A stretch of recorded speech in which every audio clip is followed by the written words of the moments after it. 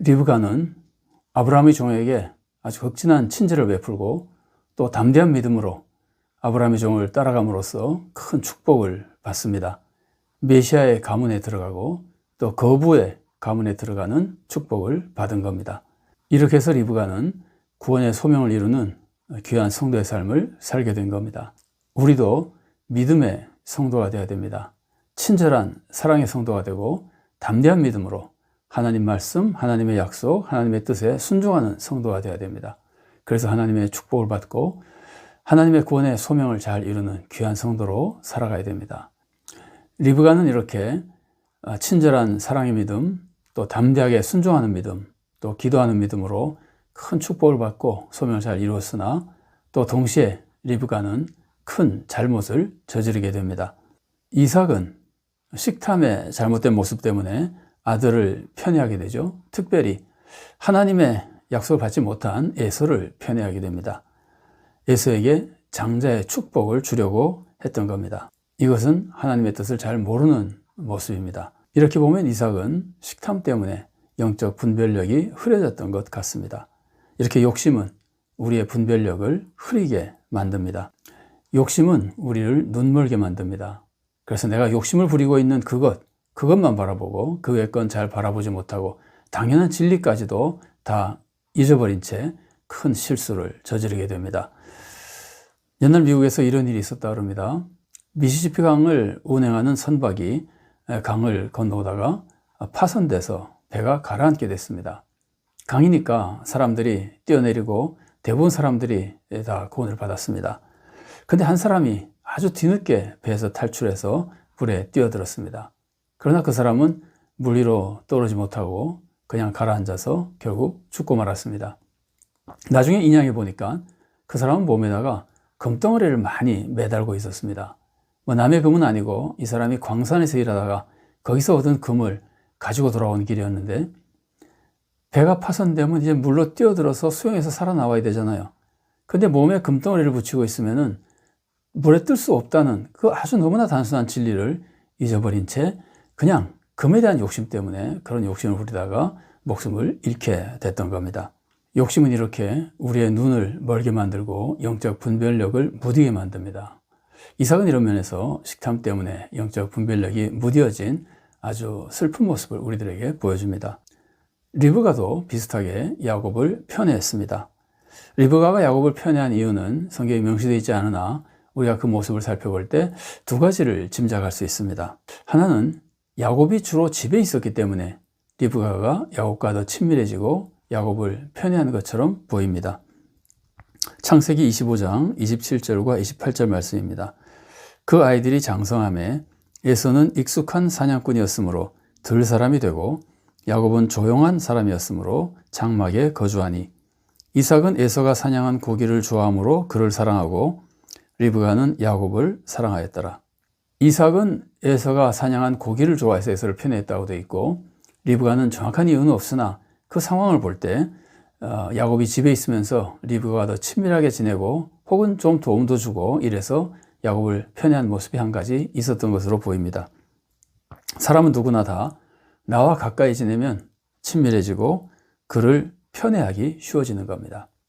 물론 사람이 가까이 지내는 사람과 가까워지는 것은 당연한 일입니다. 그러나 아무리 가까워져도 편애해서는 안 되는 겁니다. 사랑을 베풀 때는 공정하게 사랑을 베풀어야 되는 겁니다. 사도행전 6장을 보면은 헬라파 과부들이 소외되는 모습이 나옵니다. 성경 말씀 읽어드리겠습니다. 사도행전 6장 1절 말씀입니다. 그때에 제자가 더 많아졌는데 헬라파 유대인들이 자기의 과부들이 매일의 구제에 빠짐으로 히브리파 사람을 원망하니, 여기서 히브리파 사람들은 유대인인데 팔레스타인 본토에서 태어나서 거기서 자란 본토 유대인들입니다.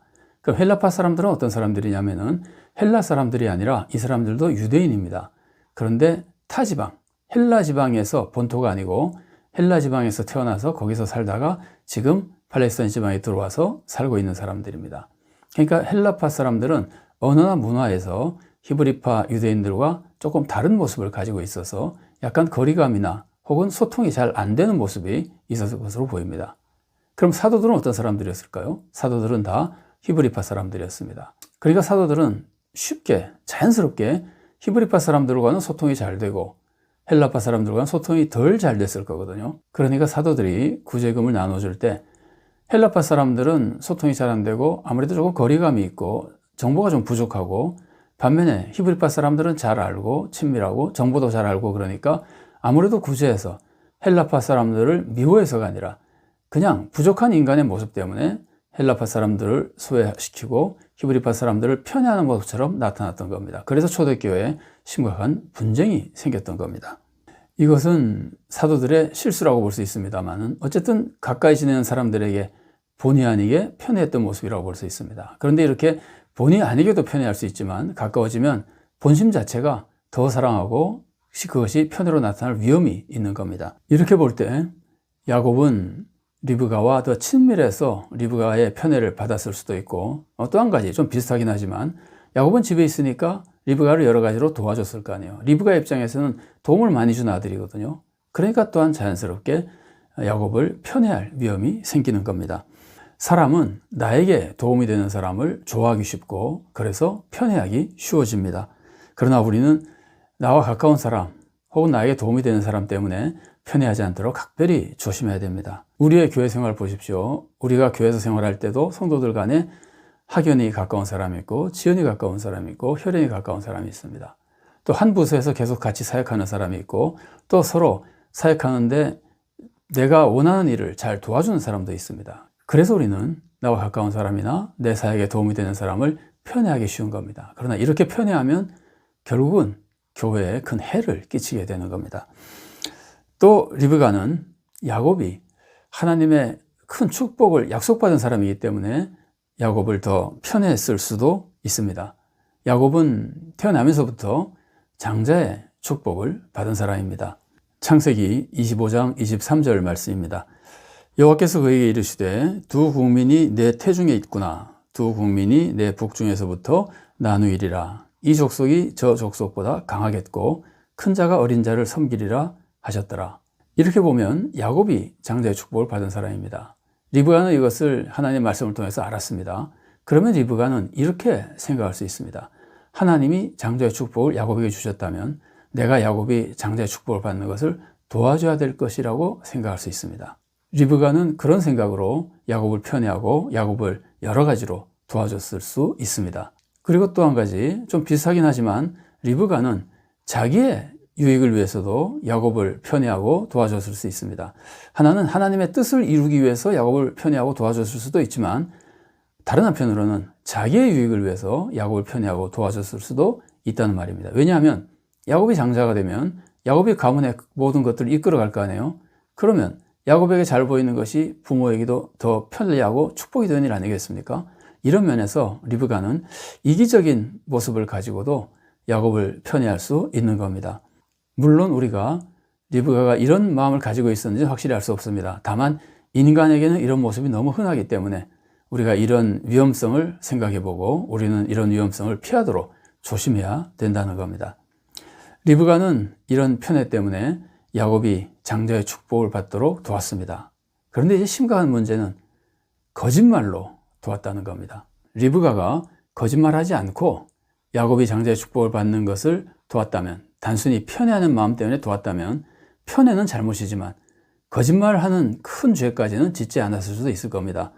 그러나 안타깝게도 리브가는 거짓말로 야곱에게 거짓말을 시켜가며 야곱이 장자의 축복을 받도록 도와준 겁니다. 심지어 야곱이 두려워서 꺼리는데도 리브가가 앞장서서 담대하게 내가 책임질 테니까 따르라고 그러면서 강권해서 야곱이 거짓말하도록 만듭니다.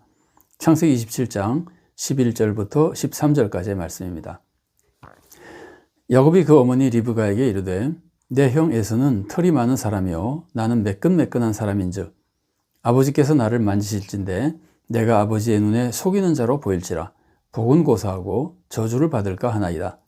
어머니가 그에게 이르되 내 아들아 너의 저주는 내게로 돌리리니 내 말만 따르고 가서 가져오라. 리브가가 야곱에 대한 편애 때문에 눈이 멀어서 거짓말을 하게 한 것이라면 우리는 여기서 한 가지 꼭 기억해야 될 것이 우리가 사랑하는 사람을 위해서 잘해주려고 악한 방법을 쓰면 잘해주는 것이 되는 게 아니라는 겁니다. 우리는 악한 방법으로 하나님의 축복을 받을 수 있는 것이 아니라는 것을 분명히 알아야 됩니다. 야곱을 사랑해서 야곱에게 잘해주려고 악한 방법을 쓰면 오히려 야곱에게 독이 되는 겁니다. 실제로 야곱이 장자의 축복을 거짓말로 받은 후에 20년 동안이나 외삼촌 집에 가서 죽도록 고생을 하잖아요. 우리는 항상 욕심을 배제하고 악한 방법을 배제하고 하나님의 뜻, 하나님의 정의, 하나님의 공정한 사랑을 기억하고 악을 버린 하나님의 방법으로 우리의 사랑하는 사람에게 유익을 끼치도록 노력해야 됩니다. 그것이 진정한 유익을 끼쳐주는 참된 사랑과 축복의 길인 겁니다. 또 만일 리브가가 거짓말을 해서라도 장자의 축복을 받아야 하나님의 뜻을 이루는 길이라고 만일 믿었다면 이것도 굉장히 잘못 믿은 거죠. 자, 첫 번째는 리브가가 편애 때문에 잘해주기 위해서 그냥 거짓말을 축복했다면 악한 방법으로 축복을 받게 하려고 한 것이기 때문에 또한 무지한 일이고, 두 번째로 거짓말을 해서라도 악한 방법을 써서라도 장자의 축복을 받아야 하나님의 뜻을 이루어드리는 것이라고 생각하면 이건 더 심각한 문제죠. 여러분, 하나님은 전능하신 분입니다. 악한 방법 안 써도 하나님의 선하신 뜻 이루어 가십니다. 우리가 악한 방법으로 하나님의 선한 뜻 이루어드리려고 애쓸 필요 없습니다. 오히려 그것은 하나님을 욕되게 하는 것이고 나도 하나님의 징계를 받는 잘못된 길입니다. 하나님의 선한 목적은 반드시 하나님의 선한 방법으로 이루어지는 겁니다. 사실 리브가는 하나님의 뜻을 이루어드리기 위해서 거짓말한 것처럼 보입니다. 리브가가 야곱에게 그렇게 얘기하죠. 네가 받을 저주가 있다면 나에게 돌리겠다. 이 말은 내가 꼭 저주를 받겠다는 뜻이라기보다 어쩌면 저주 내릴 리가 없다, 저주 안 받게 될 것이다 라고 믿었던 것으로 보입니다. 아마도 리브가는 야곱이 장자의 축복을 받은 사람이기 때문에 지금 이삭으로부터 장자의 축복을 받는 것, 거짓말을 해서라도 악한 방법으로라도 장자의 축복을 받는 것이 오히려 당연한 일이라고, 해도 괜찮은 일이라고 정당화했을 수도 있습니다. 이게 리브가의 심각한 잘못된 믿음의 모습인 겁니다. 여러분, 하나님의 뜻은 악한 방법으로 이룰 수 없습니다. 하나님의 방법으로 이루어야 합니다. 자, 로마서 3장 8절 말씀입니다. 또는 그러면 선을 이루기 위하여 악을 행하자 하지 않겠느냐? 어떤 이들이 이렇게 비방하여 우리가 이런 말을 한다고 하니 그들은 정죄받는 것이 마땅하니라. 이 말씀은 사도 바울을 악하다고 비난하는 사람들에 대해서 공격하는 말씀이거든요. 그 사람들이 사도 바울을 뭐라고 비난합니까? 선을 이루기 위해서 악을 행하자고 그런다는 거예요. 그러니까 그렇게 말하는 건 잘못됐다는 거죠. 선을 향하기 위해서 악을 한다는 건 말도 안 되는 거예요. 사도 바울도 절대로 그렇게 하지 않습니다. 그것은 하나님을 잘 모르는 불신앙의 모습입니다. 우리는 하나님의 뜻을 이루어드리기 위해서 헌신해야 됩니다. 그러나 항상 하나님의 방법, 선한 방법을 따라 헌신해야 됩니다. 악행은 축복받지 못합니다. 그리고 리브가에게는 담대한 성격도 있었던 것으로 보입니다. 아브라함의 종을 따를 때 과감하게 따랐죠. 이건 담대한 믿음이지만 동시에 리브가에는 이렇게 담대한 성격도 있었던 것으로 보이는데, 이렇게 담대한 성격이 이렇게 담대하게 거짓말하는데 영향을 미친 것 같습니다. 이것은 성격이 잘못 사용된 모습이라고 볼 수 있습니다. 우리는 자기 성격대로 사역하는 경우가 굉장히 많습니다. 근데 이럴 때 그 성격을 잘 사용하면 큰 축복이 되고, 그 성격을 잘못 사용해서 사역하면 오히려 나쁜 열매를 맺게 되는 겁니다. 예를 들어서 아주 조심스러운 성격이다. 그러면 실수를 피하는 데는 도움이 되죠. 그러나 조심스러운 것이 잘못되어서 하나님께 순종하지 못할 때, 담대하게 순종하지 못할 때는 이것은 잘못 사용된 모습이 되는 겁니다. 도마 같은 사람이 이런 예라고 볼 수 있습니다. 반면에 급한 성격이면 과격하게 시행하는 데 장점을 가질 수 있습니다. 그러나 함부로 조급하게 행동하다가는 실수할 위험이 있습니다. 베드로가 아마 이런 모습을 보여준다고 생각해 볼 수 있습니다. 우리는 리브가의 실수를 거울 삼아서 우리는 그런 실수를 저지르지 않도록 조심해야 됩니다. 우리는 공정하게 가족이나 성도나 이웃을 사랑해야 됩니다. 나 중심으로 나에게 편리한 사람, 나와 친밀한 사람을 편애하지 않고, 또 내 성격대로 함부로 사역하지 않고, 하나님의 뜻을 위해서라 하더라도 악한 방법을 쓰지 않고, 오직 하나님을 믿고 신뢰하며 하나님의 방법으로 항상 공정하고 올바른 사랑과 섬김으로 헌신해야 됩니다. 그렇게 해서 우리가 하나님의 뜻을 이루어드리고 하나님의 축복을 받아 더 크게 구원의 역사, 구원의 사역을 이루어나가는 귀한 성도로 살아갈 수 있기를 바랍니다.